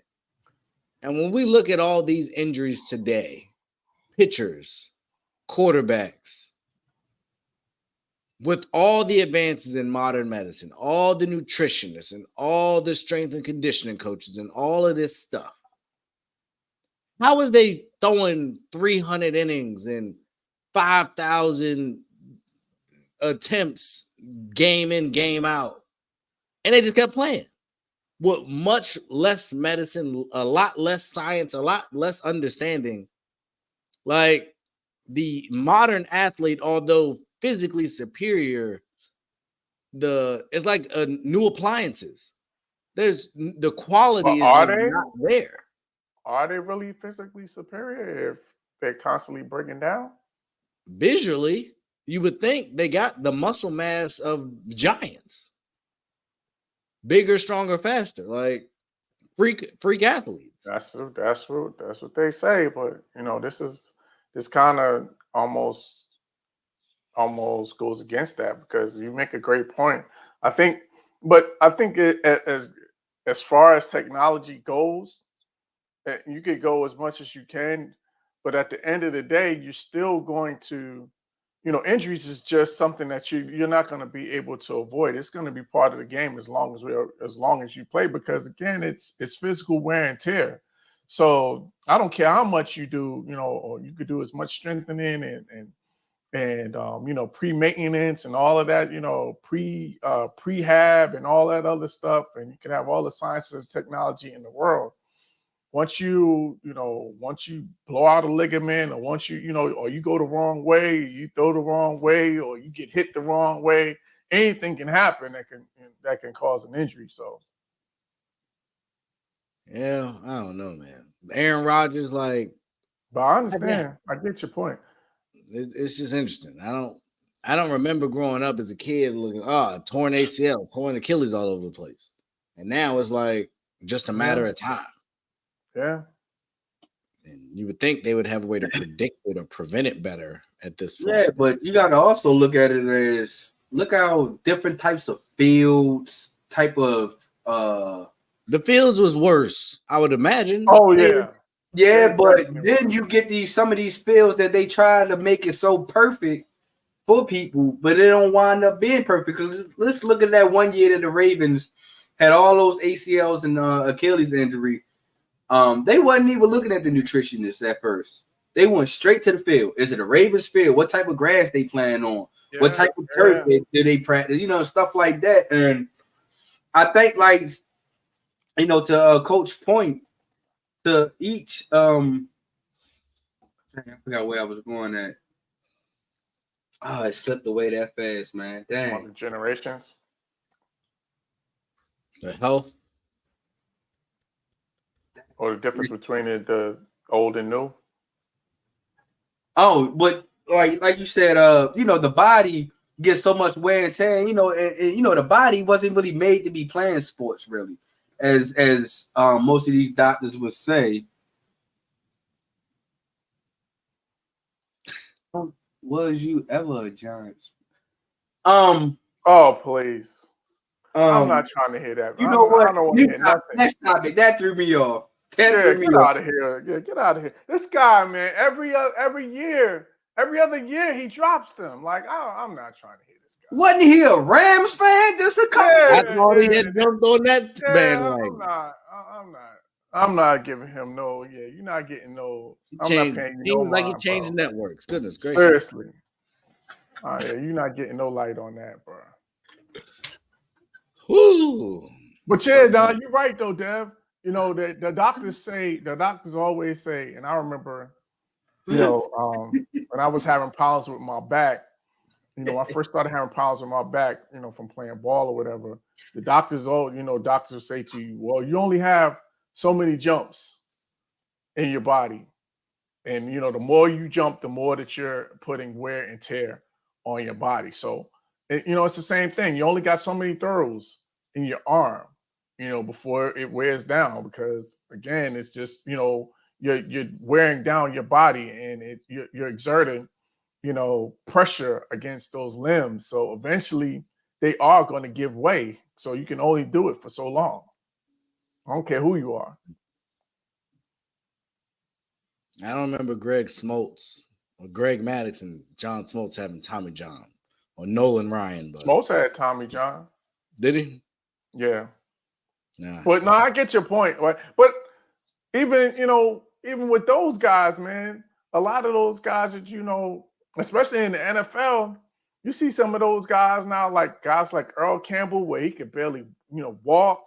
Like you see him, you see these guys and their bodies are so broken down, and from all of that wear and tear. So even they may have been tougher back in those days, but then it's the amount of punishment that you take eventually, it's gonna, you're gonna pay for it down the line. That is true. That is true. Speaking of things down the line, how much longer down the line is Bill Belichick gonna last? But rumors had it coming into this year, they spent some money. Robert Kraft wanted a return on his investment, and I don't think this is what he was looking for. I don't know what New England has to do, but I can promise you having the worst the worst loss in franchise history is not in the cards under the Belichick regime. To Dallas, a team that offensively hasn't even looked that great. Like, it was hard to watch. They were just giving the game away. Mac Jones God, he looked like Nathan Peterman. Like,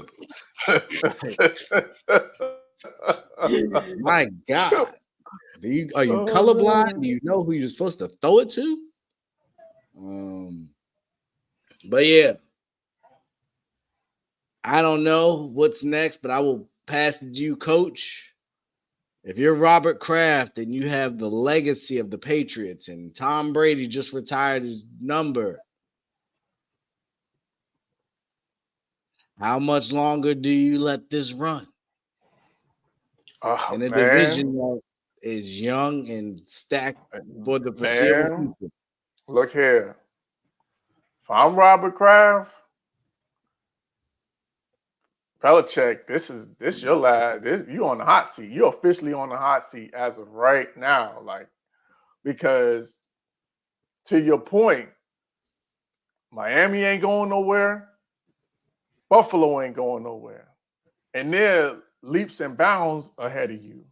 They And both the got Jets young are a quarterback away for real. right. And so both of their teams got young quarterbacks, so they're gonna be around for the next 5 to 7 years at least, you would think, assuming that the Dolphins are gonna lock up Tua. So unless you find it, and to your point about the Patriots, they're more than a quarterback away. I shouldn't say that, but they're clearly a quarterback. That is an issue. Like Mac Jones, and I hate to say it because he's a Jacksonville guy and I live in Jacksonville, but he ain't it. Pick So 6, Just like Danny Dimes. Daniel Jones. He's not it. wait a Bum. minute, what? Oh, I'm behind. Yeah, I'm behind. That was such a bad interception. Get all the way down to the 5-yard line. Who was And he you- throwing to? That looked like And that you, Dak and pick you in the end Russell zone. Wilson. You look like Russell Wilson. Russell Wilson, like that was just a bad throw. Somebody, Patrick Mahomes had an interception last night. Like, what the heck was you throwing to? Oh, Like, that was one that little live one he tried to. Yeah. Oh yeah. Like, And what- that one on the weak side too was bad too. Yeah. The Yeah. one he threw in the coverage of the underthrow, that was really bad in the second half. But yeah, I think you're gonna have to like really have a tough conversation with Bill and be like, listen, man, like maybe it's time for you to kick upstairs to the front office and you take a different role and you turn this thing player over to personnel somebody. been shaky. Well, that's something. Not even player personnel. Like you got to take that away too. Like, bro, you losing all your privileges. You know what I'm saying?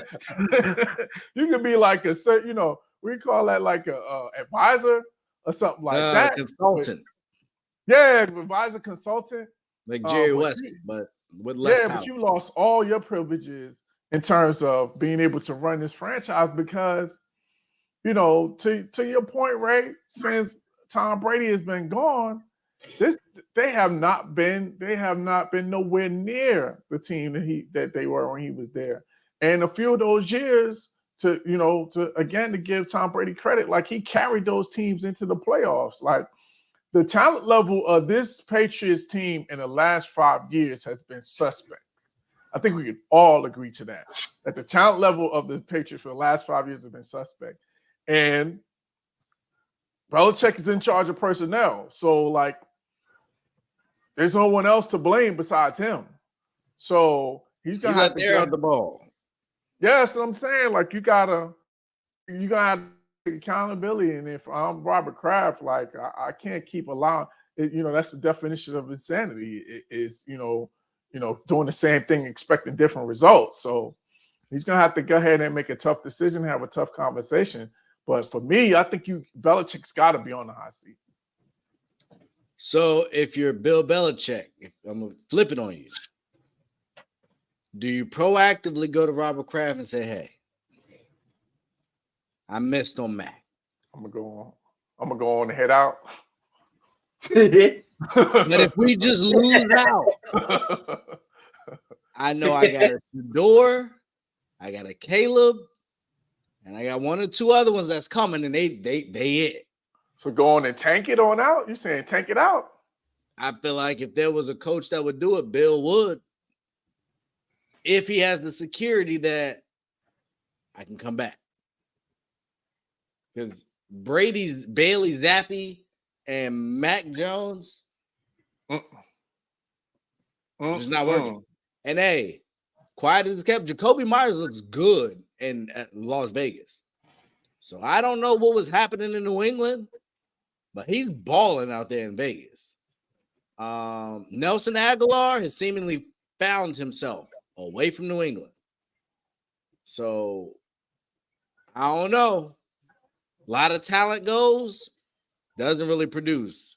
I haven't seen any more Edelmans coming around. No more Wes Welkers. None of those kind of guys now that Tom Brady ain't there. So were they great? Was it a system? Or was it a quarterback? The more and more the games get played, and becoming more and more tricky. Oof. Not looking. Defense ain't defensing. No, offense ain't offensing. I'm not going to say that. I think the defense is still good. I think the offense is the problem. I mean, they gave up some scores while the offense was on the field, but I haven't seen a vaunted Patriot defense in a while. Okay. And then they just lost Matthew Judon, and it doesn't sound great. And the rookie corner, too. They lost him yesterday. Yeah. So, Gonzalez. Sound the alarm. It's time to panic if I'm a New England Patriots fan. The fire alarm. Beep, beep. It's time to revisit a whole lot. And that Josh McDaniels tree, they might all need to go ahead and just head on out. He probably on the hot seat too. Look like That's like what I'm it seems saying. like they're getting worse. They were bad last year. They might be worse this year. That team is not nearly as good as the talent on that roster. And it ain't all Jimmy G because he's been putting up points in fantasy when he played. So figure it out, or you will be out. Poor Devontae. You're like, man, I should have stayed in Green Bay. Jordan Love was a little shaky. Yeah, better chance to win in Green Bay than he does in Las Vegas, in my opinion. I think, right now for sure. But there was the flip side to that. Got to give credit where credit's due. Dallas bounced back from a bad loss, beat a bad team badly. Coach, the floor is yours. Of course you're happy with a dominant win, but like I said earlier in the show, I still have some concerns in terms of our red zone offense. I think for me, the biggest issue for the red zone is I think sometimes we just get a little too cute. Like we move the ball down the field and then we get in the red zone and then we want to start being, cute and running running a bunch of trickeration. And sometimes we just need to just go ahead and just pound the ball and just run the ball down these guys' throats. I think sometimes we just get a little too, little too formation happy and doing, trying to trick teams instead of just really being physical down in the red zone. So that's the one thing I would like to see us improve in terms of our red zone efficiency. We really got to get better in that regard. But the defense was lights out. But the question is now is that we've doing pretty much the 3 games that we won is against bad teams. So we're gonna have to show, and next week is gonna be this week is gonna be a great test. In terms of San Francisco, this is really gonna kind of show and prove. This will be a time to really show and prove whether or not this defense is really for real and really an elite defense. So, but having said all that, I'm really happy about it. And shout out to Deron Bland, man. This dude really has been a playmaker and has been a find. And he's really stepped up in place of Trevon Diggs and had a huge game yesterday. So so I'm happy for the most part. I do think I do want to see again. I want to see the red zone efficiency get a little better, and then I also want to see Brandon. I want to see him get a little more featured. I haven't put the ball down the field as much, so I like to see us and we haven't really taken any shots. So I want to see him and a little more Kavontae Turpin. I want to see them guys get involved a little bit more. But I like what I see so far. Can't be mad at the defense has been really opportunistic and taking advantage of mistakes. So I'm happy, and I'm really looking forward to this San Francisco game because, again, it's going to really tell us a lot in terms of who we are as a team, I think. Because they're the class of the NFC. To me, they're the best team in the NFC and maybe in the NFL. Yeah, I think I would agree with that. Dev, your thoughts on the Cowboys-Patriots game and all that we saw? Patriots is doo-doo. It's always two. Like, no, but Bill Belichick most definitely is on the hot seat. I think he should be really evaluated coming into this year because even as a head coach and then as a GM, my opinion, he hasn't done a good job. He hasn't brought no good talent in there. He just keep bringing all these tight ends and Kazeki and Hunter Henry. It's like, dog, you need way more than that to actually start winning games. You can't even keep Jacoby Myers or Nelson Aguilar on the team. So I just really think that the Patriots need a new voice.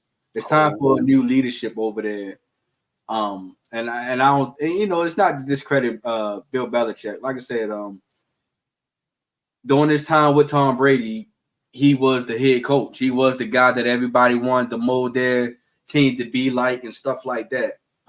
So he knew how to coach that team. I just think that now with this newer generation coming in, I just think that old school type of way of how he used to do it with Tom Brady isn't really cutting it no more in New England. That's why I said that New England maybe need a new voice, maybe need somebody a little bit younger, like a Sean McVay or Mike McDonald, stuff like that. Somebody that can relate to the players a little bit more.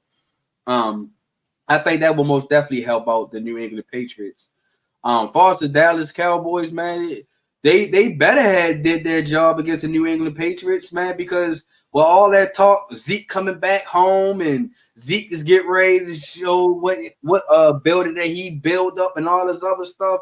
It was like, oh no, Zeke, you gotta remember, dog, you wasn't just the only guy here during that time. And you didn't even bring us a Super Bowl. So how is this your house?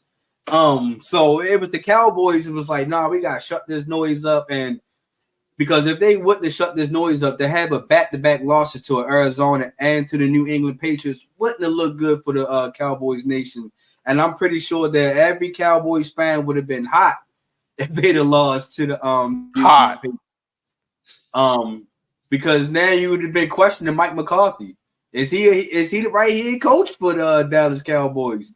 So I think that winning the New England Patriots game for Mike McCarthy kind of saved him for being in the warm seat. I ain't gonna give him the hot seat yet because Dallas is clicking right now without Kellen Moore. But most definitely Dallas is the team more superior in the NFC division conference. I feel like the 49ers is still the stronger team and the better team.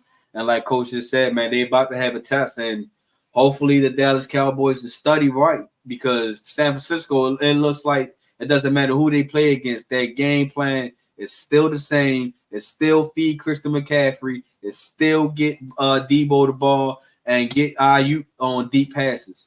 That's all San Francisco has been doing with these last 4 weeks. It's the same thing over and over, and nobody has came to stop them. And that defense is top ranked too. You can't sleep on San Francisco defense. Yeah, Bosa, he's pretty good. He's pretty good. Yeah, like I said, I agree with a lot of what all you guys had to say. And it'll just be a test of time for Bill to figure it out, but I don't know. I don't see it, if I'm being honest. I don't see it at all. And I think it's just gonna get worse, but oh well, things go in cycles. You guys kind of touched on the 49ers. My question for you all is, if you're the owner of the Arizona Cardinals, do you keep playing Josh Dobbs with the way he's been playing?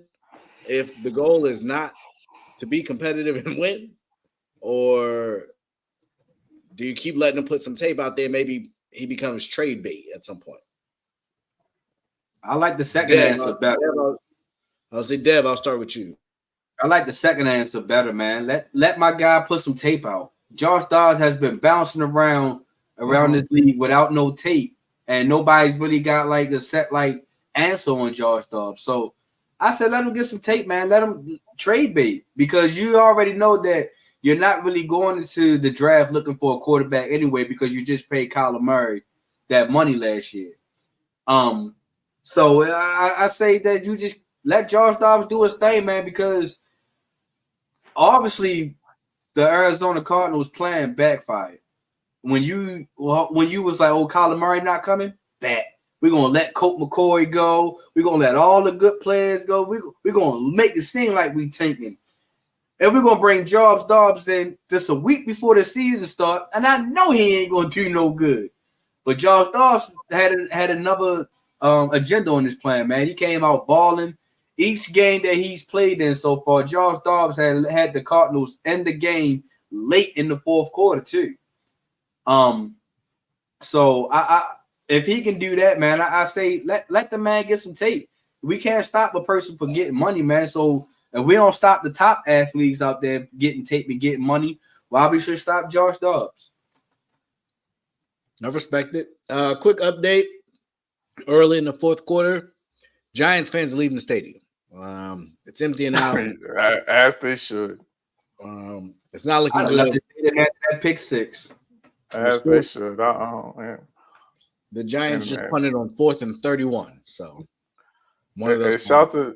Shout out to my wife, Janelle, who's a Giants fan. She knew early. She was watching Tubi when I came home.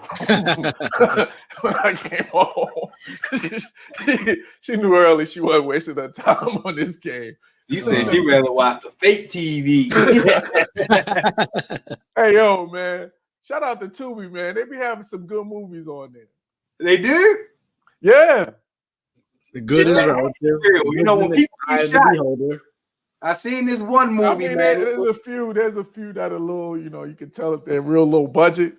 But then you got a few that are pretty interesting. I got a nice little Tubi list I've been compiling. Yeah, I seen this one movie, man, when this lady got shot in both arms and still came down the steps with a knife. I said, oh no.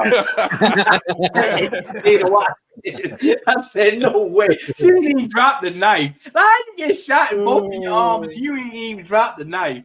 Like, nah. Oh, man. Yeah, there's a few duds on there, but then you got some good ones too. So shout out to that's funny. Good deal. Well, we do have to recap the events of this weekend. I'm going to get out of the way first, and I'll let you guys, and hopefully I don't taint you guys' perspectives. But I agree with everything Terrence Crawford had to say about Jamal Charlo. That was really disappointing, and I'll use that word because I like him as a fighter. But had I paid money, I'd have been pissed. Like, he can't. I've seen too many times where a fighter takes a fight that they have no intention on trying to win, and it's a boring fight. Like, it's one thing to come here and say, I'm trying to take a check, but I'm gonna make it competitive. I'm gonna make it engaging. I'm gonna take a risk or two. To get paid that much money that you've earned the right to make, and to do that on that stage, I was just really disappointed. Like, he threw some jabs, very few combinations, very few risks taken, super defensive.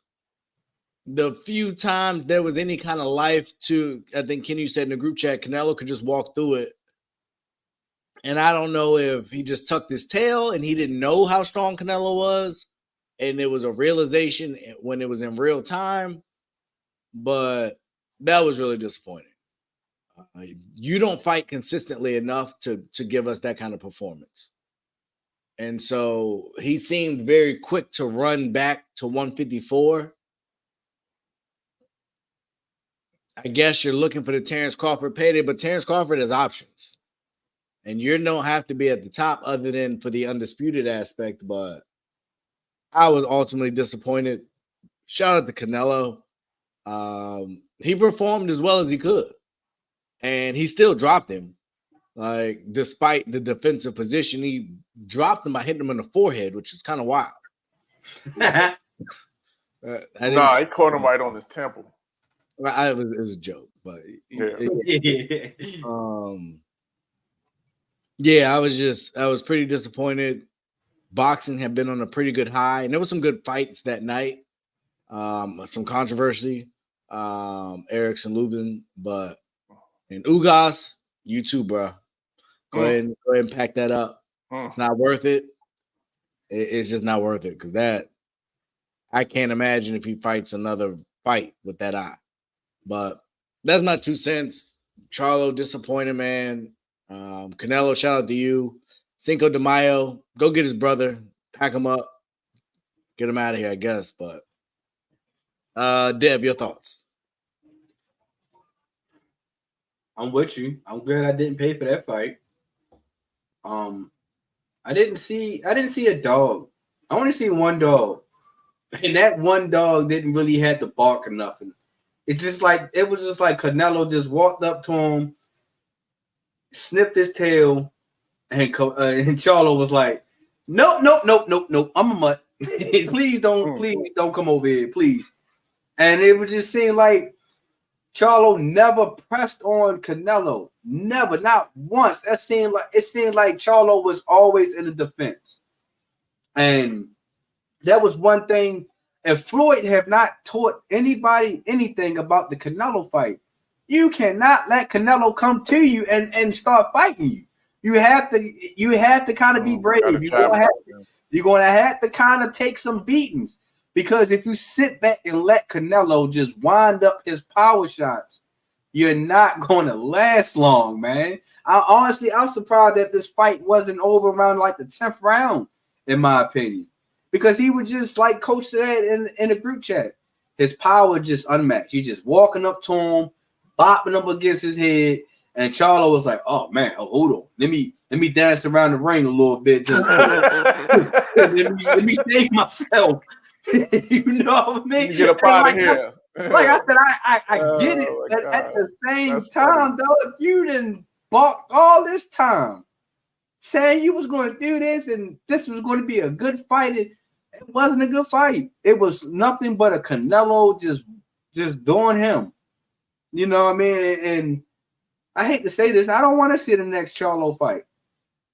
I'm not interested right now. He's gonna have to really put hands on somebody, and it can't just be no unnamed person. It has to be a top name.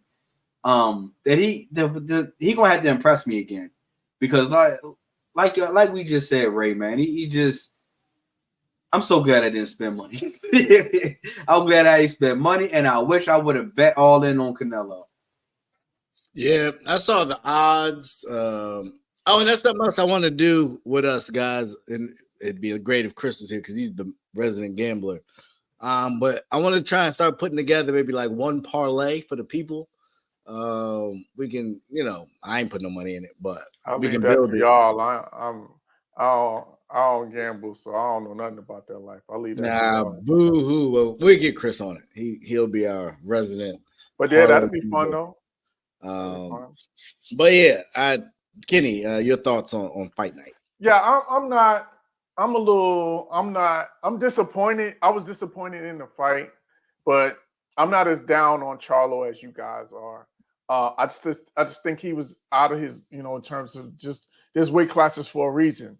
Like his power did not carry up to 168. Like he landed some shots, but again, Canelo just walked right through them. They didn't affect him at all. So I just think that his power didn't carry up to 168. I think that was the biggest thing. And then once he started getting, caught and Canelo was hitting him with some hellacious body shots. I think that's really what took the win out of his sails. Those shots to the liver I think those really affected him. Coach with the big words, hellacious. Yeah, I'll get my Clyde Frazier on. Shout out to Clyde Frazier who does sound like Clifford T.I. Harris over there. yeah, expeditiously. Um, so yeah, I just think he was in over his head. He needs to go back, and I'm glad he said he wanted to go back down to 154 because I think that's where he needs to stay.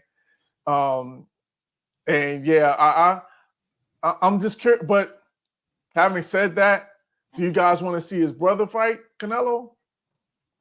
He's naturally bigger.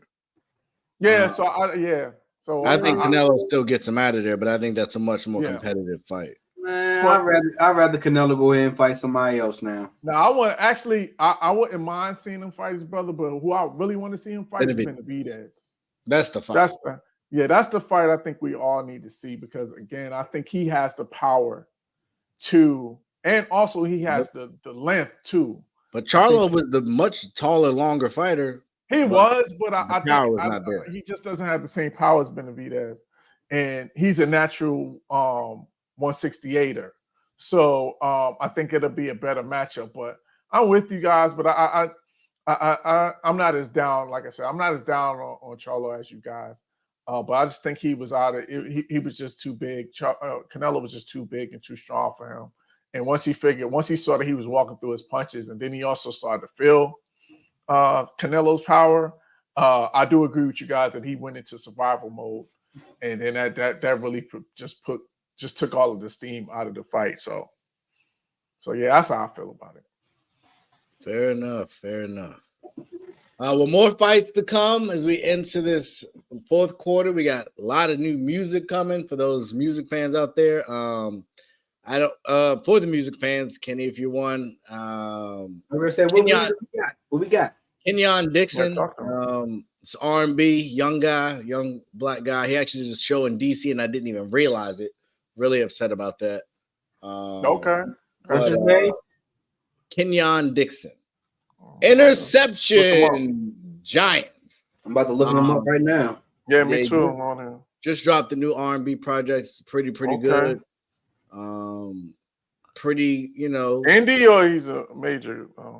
More indie, but he's written on a lot of big songs. But himself, I don't know that he's on a major. Okay, I got him. I just downloaded it. The R&B you love. Yep, I just downloaded it. So y'all feel free to check that out. Oh yeah, he indie. I'm gonna reach out to him and see if I can get him on the podcast. I'm always looking for indie artists to talk to. Yeah, some good music there. That's some good music. But enjoy y'all Monday, Thursday.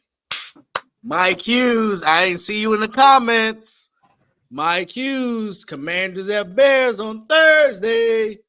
Don't go missing on me, man. Don't go missing. That sure is. That's right. It sure is. We ain't got no make us put out no APBs. Want to make sure you're safe in the shy. But just let me know. We'll be here live streaming it. Giving some insight, a little play-by-play, something. One of these days we could maybe call a game together, but we'll figure something out. Just keep it fresh, keep it funky. Basketball media days here. Last preseason thing. Games. I just saw this a preseason game on Thursday. I think I just last piece. Did everybody hear Dame Lillard's song? Nah, I have not, but he nice. I like Dame. He alludes to Portland never sing another Dame. Is that a shot at Scoot? It's the truth. I'm gonna say it's the truth. I ain't gonna say it's a shot. It's the truth. You will never see another Dame. How you know? I mean, speaking facts. Oh. Who do you think that who can right now in this league can potentially be another Dame? I told y'all the kid they drafted, I think is gonna be really good. Oh no, I like Scoot. Yeah, I like Scoot, but and this is the part that people lose me. Will he put up the 70-point game that Dame did? He might not. But in the grand scheme of things, to be better than Dame Lillard, outside of the individual points, what would he have to accomplish? Not a lot. If he have to consistently make the playoffs and have to make a run in the playoffs. He most definitely going to have to be in the Western Conference. He's going to have to make the Western Conference Finals because that's where at least that's what I'm saying. That's because he's made the conference finals. And so he got to be consistent. He's got to win, and he's got to consistently make the playoffs and then make a deep playoff run. And my point is, for the acclaim, that's not the highest bar. Now he may not reach it. But you make it seem like Dame was on these teams that was expected to compete for NBA championships year in, year out. He never was on a team that was considered to be a championship contender. Hey, Ken, this how you get ready to be quiet. You believe in DeAndre Ayton in Portland that's going to help Portland out. Listen. I didn't like or believe anything that he said in his press conference. Did you hear what he called himself? Dominate. Dominant. My name is Dominant Ayton. He is dominant.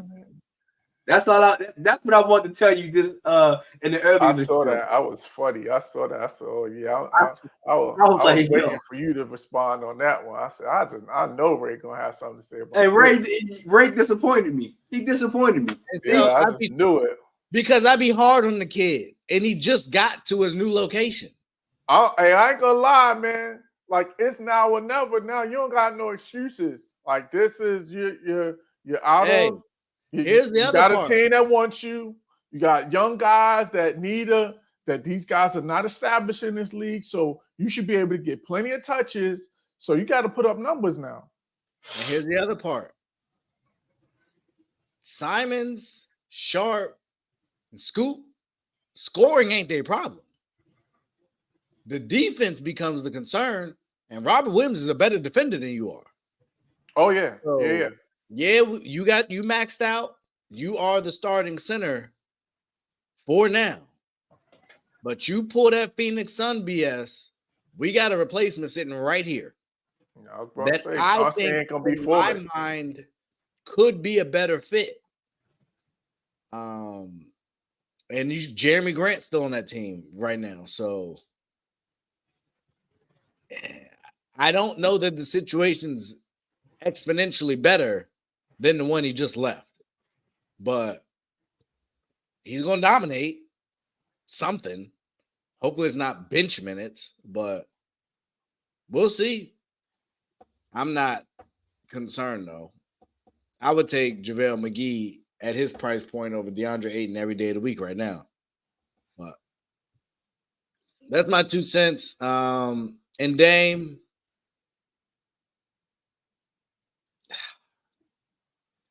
I don't know what it's like to be you, bro. But I just think you help handle this in some of the poorest fashion possible. You don't take shots at the heir apparent of the team you also rap about potentially coming back to. They traded you away because you didn't want to be there and you didn't want to work with that individual. So I don't really understand what you want the fans of Portland to do with the way you've handled this situation. But I definitely think you could have done a lot of things differently and made this a lot easier and more palatable to swallow. Like forcing them to try and get you one place while limiting the value and what they could get back in return was just selfish. And I understand it, but you undermine so much goodwill, in my opinion. And hopefully he got what? Don't you think he ultimately got what he wanted out of the deal? I think as a individual player chasing a championship, yes. I will be curious, especially if they ask him more and he keeps along this line of conversation, what his return looks like. Because I haven't heard the affectionate, I love and miss you, Portland, that I kind of would have expected. Well, he read he wrote a long post though, I thought. I don't want to read a post when you've been somewhere double-digit years. Like, I get it. That's what everybody does. I didn't love it. It reminded me of Tom Brady leaving the Patriots. And we see how that has turned out. So maybe now Tom Brady's obviously much better than Damian Lillard, but you get the point. So we'll see. Rooting for all to be successful. I do look forward to and want to see Dame on that level in that kind of environment. I want to see him matched up with Jrue Holiday in an Eastern Conference Finals matchup, potentially. And see what happens. Earn your keep. Because I don't even think, and I said it to start the show, I don't know that he's necessarily an upgrade over Jrue Holiday for what they need. And I definitely think they should have got rid of Middleton over Holiday. But we're going to see. Any words for the people before we get up out of here? Down goes Jones again. Nah, man. I got some words. Giants fans, I want people back home. Listen, y'all, basketball season is right around the corner. Football season is over, officially over for you. So is basketball season over? Nah, it ain't. I mean, we're gonna at least make the playoffs. We're gonna be competitive. They're gonna be competitive at least. The Giants look like they tanking for. They can't even tank for Caleb Williams because they just signed Daniel Jones. But all my Giants fans, listen. My wife included. Like y'all keep your heads up. It's gonna be a long year, but you get no sympathy from me. Dev? I was gonna end it off with funny, but Coach Kenny already kind of beat me to it. But let's go out here and check out my 115th thought. It's out right now, available on YouTube. You feel me? I'm out here talking about I put Dame in the conversation in one of the topics. I'm talking about which team injury impacted on the most. I'm talking about which team is a surprising team, my surprise team this year so far. So check that out. It's available right now on YouTube, all social media platforms. Also check out my Ravens podcast, At the Bank, a Baltimore Ravens podcast. I just finished up an episode titled All Bark No Bite, as the Ravens went on here and beat the Cleveland Browns 28-3. As Bray's probably upset because Deshaun Watson didn't play and he picked the Browns to win the division. They ain't got no bite. It is all bark in that dog pound. So do it. Go on YouTube. Check it out. I guarantee you both of those episodes is very interesting. Oh, did we skip it? I did skip it because we'll talk about it. We can talk about it on Thursday, but Cincinnati, figure it out. But yeah, it's been a pleasure, gentlemen. I know we're a little bit over, got a little started late. Appreciate y'all staying up with your boy. Coach, best of luck. Hopefully practice gets a little better by the next time we come together. Dev, keep putting out your thoughts. Sean Watson, get healthy soon, please. I've invested a lot in that Cleveland offense and fantasy. And you clearly are. Yeah, I had Nick Chubb. I had to drop him. I had Chubb. I got Watson and Cooper in a couple leagues. So, this is a tough week. But god dang, I got one league. I got Christian. I forgot Derrick Henry, Christian McCaffrey, and somebody else. It was that team was good, but I don't know. My quarterbacks keep getting hurt, and I don't like it. So we'll get it together. But y'all have a great one. Stay safe, and we are gonna be out of here. Yeah.